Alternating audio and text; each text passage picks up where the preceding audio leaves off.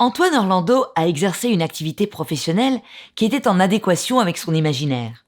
Il a alors proposé à son employeur de favoriser l'émergence d'idées nouvelles auprès du personnel afin de valoriser la créativité dans tous les domaines de l'entreprise. Proposition atypique qui fut acceptée.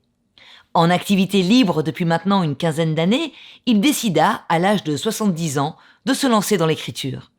Il ne l'avoua jamais, mais il éprouvait un réel plaisir à associer les mots pour leur donner vie. Passer des mots à l'écriture d'un manuscrit, il n'y avait qu'un pas à franchir. Certes, un grand pas. Mais quand il se décida, dans son esprit, les mots, les phrases, un récit s'enchaînaient comme une écriture automatique, comme si quelqu'un lui commandait d'aligner les mots les uns après les autres pour créer cette histoire issue de son imaginaire. Aujourd'hui, nous sommes confrontés à une pandémie planétaire sans pareille, dont nous ignorons sa véritable origine, et qui entrave notre quotidien, bouleverse nos économies, détruit nos vies. En suivant le héros aux capacités hors normes dans l'ouvrage d'Antoine Orlando Le Chemin, notre curiosité sera satisfaite. Mais un autre mal est à venir. À vous de juger. Cette histoire est-elle le fruit d'une simple imagination débordante ou bien la traduction d'une réalité accablante ?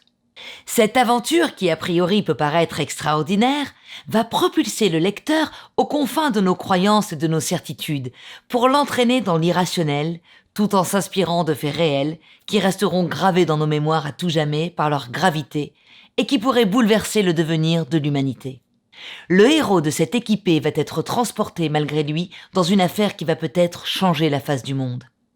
Le chemin de Antoine Orlando est aux éditions Sidney Laurent.